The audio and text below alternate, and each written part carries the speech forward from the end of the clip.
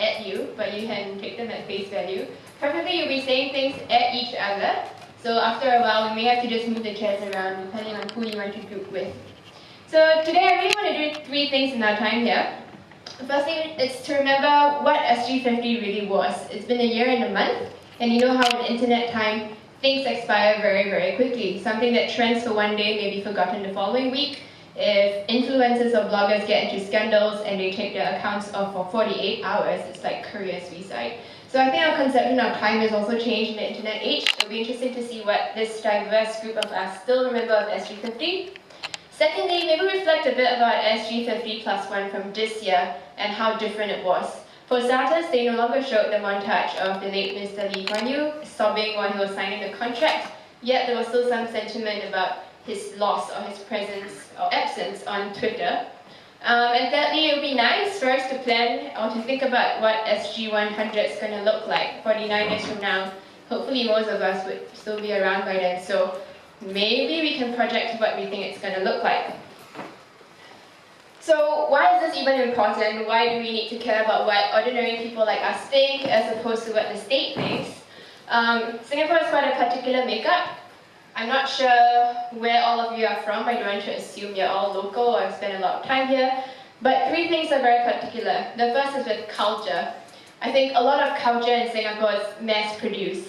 Sg50 was really worth celebrating because all of a sudden you could buy local memorabilia of everything. You could buy like a tutu cake cushion, and then all of a sudden the Good Morning towel, that white towel with the red font, from something that cost 40 cents on the street, you just wrap it up in a nice plastic, put it in a shopping mall, it was $12 as part of Sg50, even though it's always cost 40 cents and you can still get it for 40 cents. So I think in that sense, culture here in Singapore is not only mass-produced, but whatever is produced by local people, the folk level, can also very easily be appropriated and given more commercial value once you brand it as being Singaporean. With high and low culture, I think also a lot of things in Singapore and what deserves to be preserved and not preserved is very contentious. If the state thinks the Peranakan Museum is exciting to market, even though less than 1% of Singapore is Peranakan, that's a big thing. Even though there is a really huge Arundawi population here, it's yet not institutionalized in the place. So we can also think about high and low culture in that sense. The second thing that's perhaps very, very tricky in Singapore is memory. The way that we remember things in Singapore is pretty much controlled by the mass media. And for those of us who don't have context, brief background, mass media here, be it television, print, is basically controlled by the state. State-owned, state-controlled. There has been some progress in recent years, but basically you get a lot of censorship, and most of the time the main message you get is in compliance with what the state wants us to know.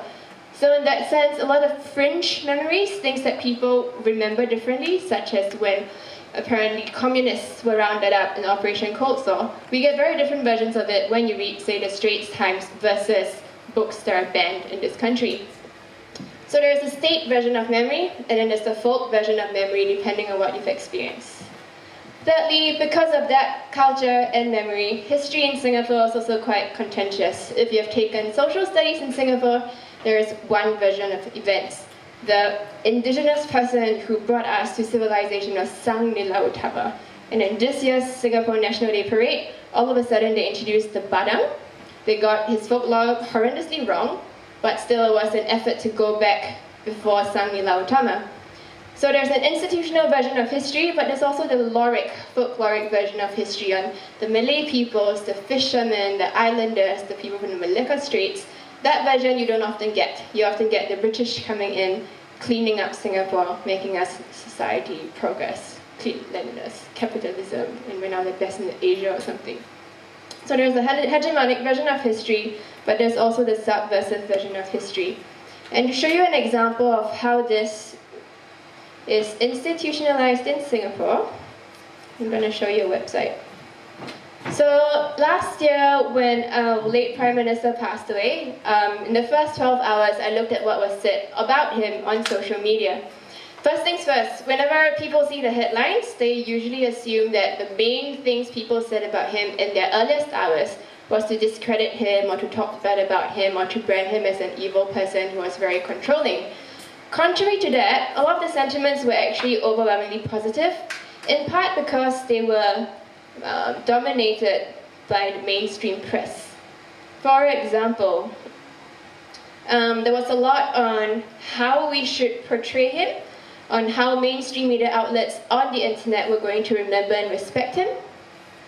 There was also a lot of tributes from politicians around the world, and whoever made tributes and whoever didn't said something about Singapore's diplomatic ties with these countries. But I really want to get to what people were doing. Ordinary people, this is the first 12 hours pre-bombardment from the mainstream press. They were making icons out of Mr. Lee Kuan Yew through various things, collages of Google, pictures of them actually witnessing news as if to showcase some sort of presence or authenticity that they watched the live broadcast. A lot of interesting memorabilia.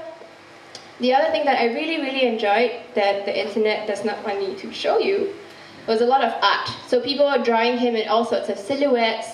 There was even one portrait where someone used like a bazillion erasers to form the shape of Mr. Lee Kuan Yew's face. So the first 12 hours, a lot of this was good vernacular art, remembering him as a person and then as a leader. Most of the political blogs, the contentious bloggers that people were expecting to come out in full force, did not do that in the earliest hours. However, when people did portray something that was not overtly celebratory, that was not overtly emotional, that was just, yeah, he was a good leader, he did X, so you're not expressing love to him, that received a lot of negative response. This isn't even commentary on his work, it's just not showing affection to the leader. So in that first 12 hours, I think it was really controlled how the tone was being covered. And then of course, I did receive a lot of hate for writing a post that did not express my love for him. Funny thing is, none of that was really from me, it was what people were saying about him, but I was asked to go and die, to renounce my citizenship, to eat chicken rice and nasi lemak, to remember what it was like to be Singaporean. So again, even in the earliest hours of grief, there was already policing happening on how we should remember or not remember a person. According to Google, which aggregates all the pictures uploaded by people and tech, this is what Sg50 looks like. There's a lot of its logos, the lion head, Singapore as an island, which is not too dissimilar from Sg50+1 or Sg51, but you can see a lot more products and a lot more advertisements in anticipation of Sg51. So I tried to search up on what Sg100 looks like, and it's this. It's less red. Apparently there are already a handful of Sg100 initiatives, and we'll look at that in a while. So this is how Google thinks we remembered Sg50, 51, and 100. And you might want to think about whether it's congruent with what you remember. What does the state want to remember of Sg50? That would be fun. This is not loading, but it's basically a book on how the state feels Sg50 ought to be commemorated. Everything from policy to initiatives to parties. No internet. It's okay, we'll not do. The Straits Times has 15 things we want to remember. They included things like the long snaking queues to commemorate the late Mr. Lee Kuan Yew. They also had, very interestingly, the goodie bag, National Gallery opening, Jubilee babies, Sg50 babies. There is a hashtag on Instagram called Sg50 babies if you're interested, so you kind of know when those parents were, how that worked. 7 letters, concerts. So a lot of state initiatives. But what I really love is people who are angry at the commercialization at Sg50. This is Simisai, also Sg50, which in Hokkien I think is like, every shit is also Sg50. I'm probably getting this very wrong, but basically you use Sg50 to brand anything and everything regardless of relevance. There are parody songs, there are books, there are people who bought stickers for their cars, there are set meals, fair price is selling an Sg50 bike. You get the idea, anything and everything, tissue box from Giant. Not very in line with how the state wants us to remember Singapore, but it was merchandising and you could collect all this. Hello Kitty, bastion of Japanese pop culture, being sold by the Singapore Post Office to remember Sg50. Also interesting to remember. So that was their version of Sg50, but maybe we can think a bit about how we remember Sg50. So I do want to get to that back in a while, but maybe can we shout out the first 3 things that you remember from Sg50? It can be an event, a thing, a person, a character. Anyone?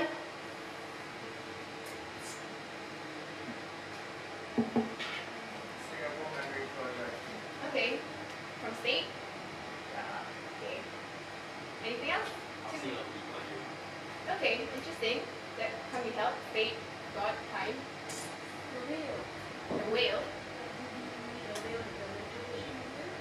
Okay, so artworks. How did you guys celebrate Sg50? Did you do anything special? You go something, you get a tattoo, you buy merchandise, you pray. So Christian communities did get together to pray for Sg50. People did get Lee Kuan Yew's face tattooed on their bodies, so I'm not joking and saying this in passing. Those are how some people have chosen to remember this, but we'll get to that back in a bit. I turned to Instagram. I think it's very important to turn to social media to look at these phenomena, especially in the earliest hours, because this is raw sentiment from people with access to portray what they feel. This is pre-mainstream media discourse coming into effect to shape how most people want to remember things. So with Sg50, a lot of grassroots groups started accounts. This is Changi, Simei, Pasir Ris, and Humans of Pioneer Generation. They had fun fairs, festivals to commemorate the event. But there were also grassroots community groups, Sg50 Kita, Metal Carnival, where people came together using the Sg50 branding but were really organized by the grassroots. And then, Singaporeans, being the most enterprising people, started selling t-shirts. They were also trading the Lego sets that primary school kids got from school for free. Someone tried to do a Humans of New York version of things, but it really only lasted 4 posts and it stopped. So this was vernacular efforts at commercializing, merchandising memory. As many educational institutes had their own version of events, there are JCs, ITs, polytechnics, high schools, but there's a whole host of hashtags. There's Sg50, babies, baby, food, Nippon paint, Lego, yoga, weekend, wedding, celebration, sale, NDP, Sg50 shades of grey. Don't really want to click into that right now, in case the government comes. Sg50 Melbourne, interesting. Sg50 Fun Pack, Sg50 Straya, Sg50 Gunham, Sg50 Wave, Sg50 Domino's, probably an initiative from a pizza brand, Sg50 Promo, Puppy, Jubilee, Long Weekend, Sg50 Haze, Sg50 Livery. So you get the idea. Simi side also Sg50, right? With Sg50+1, there was obviously not this much branding. We can think about what memorabilia you have. How many of you actually brought something to discuss, like a physical artifact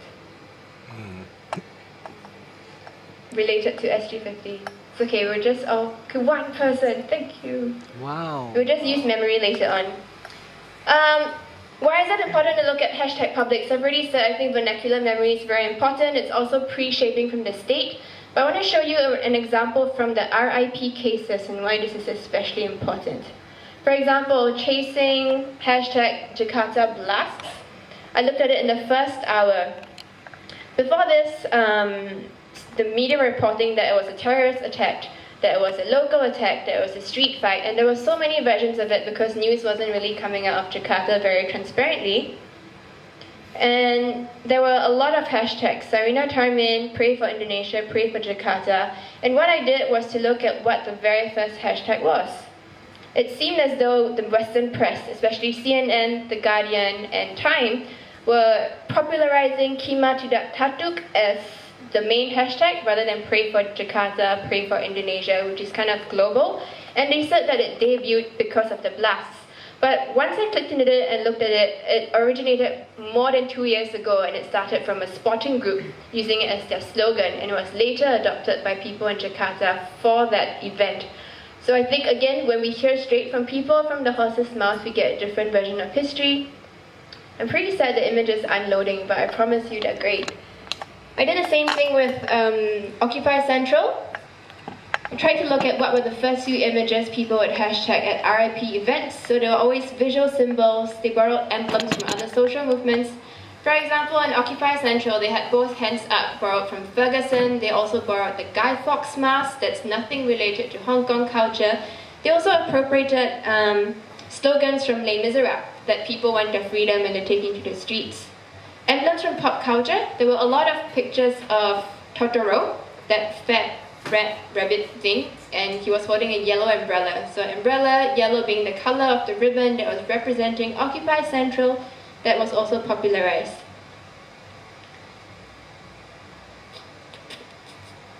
No internet?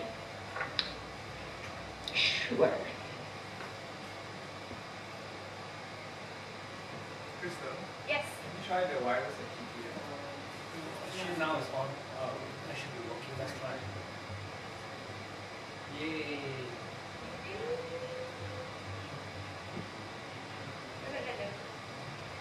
Okay, I want to stop talking so we can talk, so I want to go through this fast.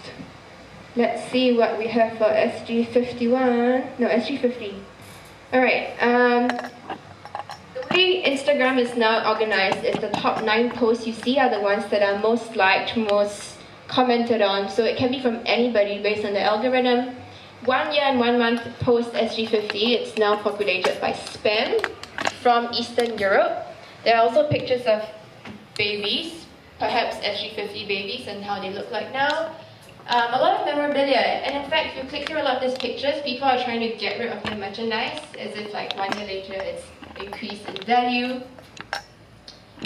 More things on sale. These are really spam, people trying to get the attention of others to sell their wares. Coca-Cola bottles, nothing really to do with Sg50, but in 2015 they came up with a nice metallic red version, and that connected with Sg50 logo being red. So it was sold as Sg50 by people on Carousel, even though it had nothing to do with Sg50, more babies, so on and so forth. Sg51 from this year doesn't really speak much to National Day at all. We've got soldiers, screen grabs on TV, scenery, but the rest of it really has nothing to do with nationalism, which is interesting because the hashtag stayed and the Sg51 account has a grand slam of 1 photo. So, what happened at National Day in Sg51? This is how Singaporeans reacted on NDP 2016 on Twitter. First of all, a whole bunch of young people, and like young people really know their folklore. They were so upset over the Badang narrative because they missed out the main point that he gained his power from swallowing his own puke, which was really miraculous. But that version of history was sanitized, and apparently all he did was fight a demon to gain his strength. So young people were calling out people who were organizing the narrative and saying it's not real, but then there were other people, presumably Chinese from the Ho, who said, I've never heard of Badang, I know Bandung. So it tells us something about the color of historical narratives in Singapore. Yeah, there's a lot on the Badang, people were very angry. There were people who were complaining about the costumes. Apparently, National Day costumes look like the Romans, look like the Greeks. Shoulder pads. But what I really, okay, I need to go to this before I want to tell you what I want to say. So this was the year of Sg50, and it's also the year of Pokemon Go, right? There were some really good Pokemon Go tweets, if I can find it.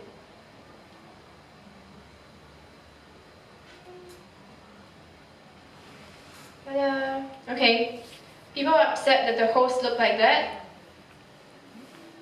People think Mr. Tony Tan is very hip and they imagine conversations with him. How many Pokemon have you found? Do you play Pokemon Go? Tony Tan's hairstyle is a Pokestop. Dedicated trainers were catching Pokemon Go while they were at the stadium.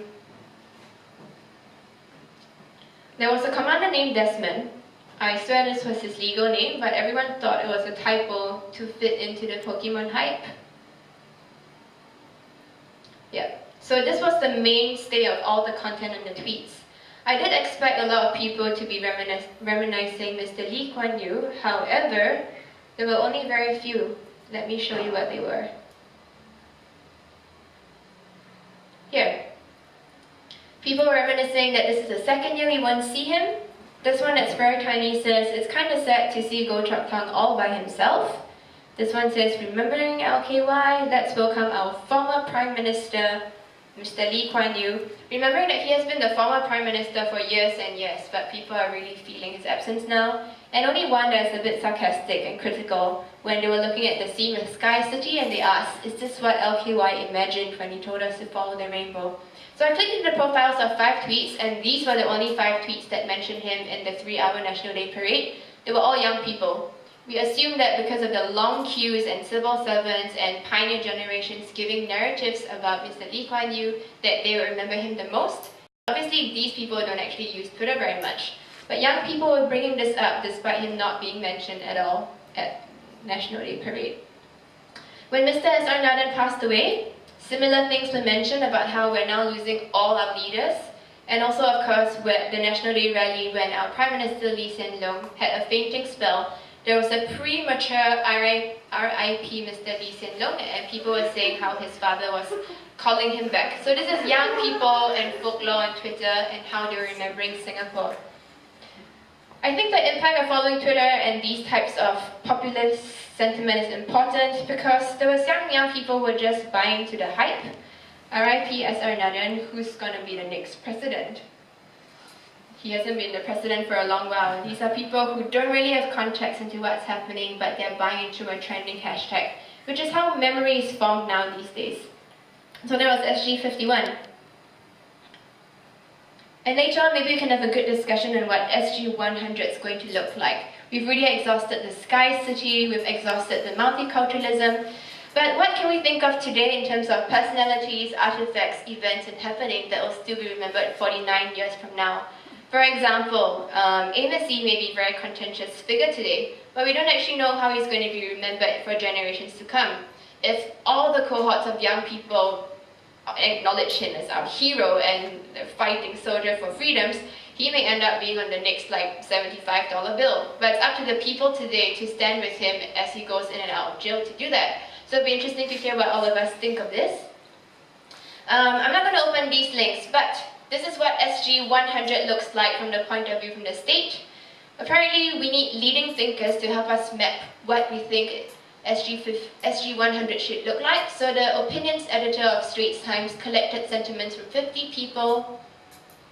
Mr. Chan Chun Sing thinks that the fate of Singapore's Sg100 depends on stayers and leavers, and in his article, he specifically points out that young people are increasingly upset with the cost of living, education, quality of life.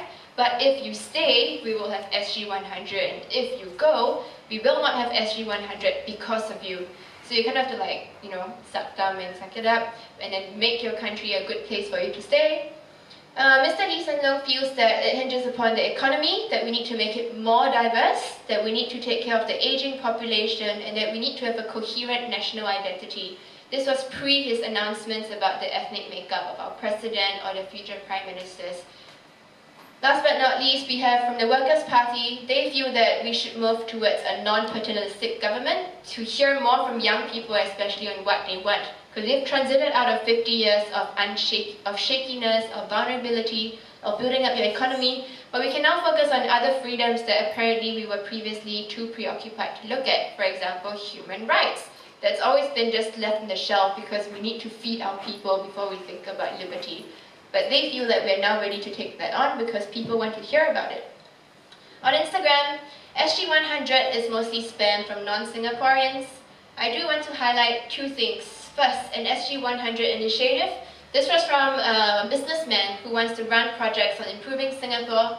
But there are also people who are running foundations, charity schemes, and people who are envisioning what Singapore would look like in their own captions 49 years from now. So this is not to say that only businessmen or the state or grassroots initiatives want to plan. 100 being a significant number, young people are also writing down their wishes, whether or not they are asked for it.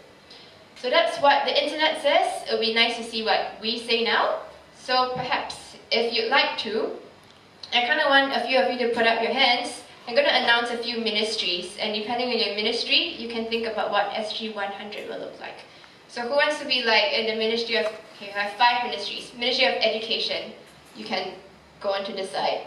Anybody wants to volunteer to think about education for Sg100? Okay, well, keep on Education. moving. Ministry for Transport, maybe just with the Singapore Really Free Market. Here, Ministry of Transport. Okay, so with Tian Transport, with Beyond Red, Social Development and Family, Education, Transport, Social Development, Family. Who's in transport? Nobody wants to do transport. Sure. Fourth one, Youth and Art. You can so far. And the fifth one, the Ambiguous Prime Minister's Office. I don't actually know what they do other than handle correspondence. What you So join again, transport? education, Yeah, no one wants to do transport, transport. social All development and alright. family, We are youth the and transport. sports, P&O. Yeah, we are the ones who will have to deal with the MRT.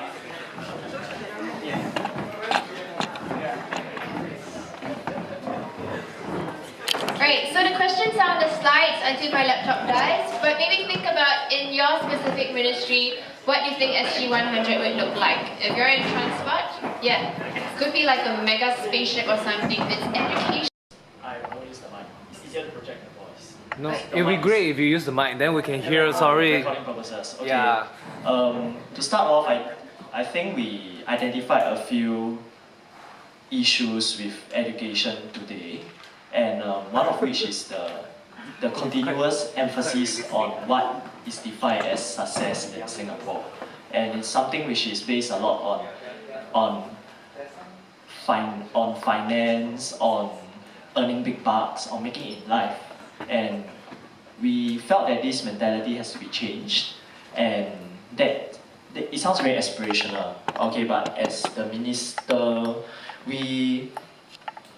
okay, I'll just jump straight. There are a few pointers which we identified. Firstly is exams should be abolished at preferably no exams, that's what we say. But Yay! Woo! We love this ministry.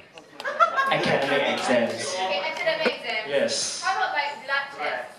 Wow. No. That's pushing a bit far. I think the Ministry of Health should take charge of that. We have no Ministry of Health. Oh, don't have. Okay. Yeah. So it's academic exams. Yes. So basically, we hope to see a more inclusive or more accepting mindset on what success is defined by, beyond than just markers of finance, of earning big bucks, having your 5 Cs and whatnot. And secondly, one of our members suggested or hope that our future generation will have a more radical curiosity towards the non-tangible aspects of life, and such as knowledge, the arts, music. Yeah, basically it's planting the seeds. Yeah, and lastly, all this is not possible if we are still driven to earn big bucks to survive in Singapore, because everything is very expensive. Basically to have a more modest living standard. Because if we still need to spend a lot of money every month in order to sustain our living, then I think we'll be driven towards the more practical aspects rather than what would to chase our dreams are. So these are yeah. Why not I just pass the mic to my friend here? Just Elna, no worries. Yeah. So what did we say? We said that. No, say Yeah, what so you we said. said that there should be a fairer allocation of resources. So, for example, the resources pulled to the elite schools could be shared more evenly with those in the neighborhood schools. And the first thing that can be done really is like the requirement, for if you want to go to bring a child to a good primary school, you have to live within X distance from the primary school for the better schools especially. So that's a bit unnecessary. So once that goes, I think we think that the lever will sort of, the ledge will come off, and there will be the playing field for the education sector will be more even. Yeah, and then so in very practical terms, for example, students in neighborhood schools can be taught the love for literature and philosophy and history. And then what? The non-neighborhood And science? Neighborhood school students can be given that kind of opportunities, and also global immersion programs, which they don't really have as compared to say your ACSI or your Raffles or your Hwa Chong kind of schools. Yeah, so because without that, right, they will reach a certain point where even if the neighborhood school kids rise up in the education tier, the inequality is too wide. You cannot negotiate the different positions that you stand in. Yeah, so the cultural capital has to be a bit more evenly distributed. Do we still want the concept of neighborhood school? Should all the schools just be like school 1, school 162? Should schools like change neighborhoods every 2 years? So like if we really want to be inclusive and if you don't want branding and you want everyone to value subjects, then like maybe you can also change the language that we use. Yeah. Anything else to add?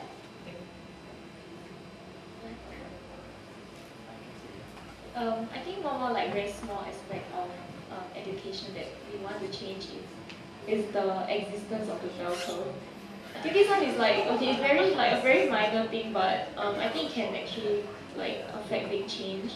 Because I feel that like in order to encourage like curiosity among Singaporeans, we actually need the time to actually like pursue our interests and everything outside of academics. But right now, we feel that like students don't really have the time because you don't, like let's say you put in like 4 hours to get an A, like if let's say absolute 70 is actually an A, then you put in about 4 hours, but now like with the bell curve, probably 70 is not enough to get you an A anymore. Then you have to work like doubly hard, like maybe like 8 hours, and then in the end you have no time to like pursue your outside interests.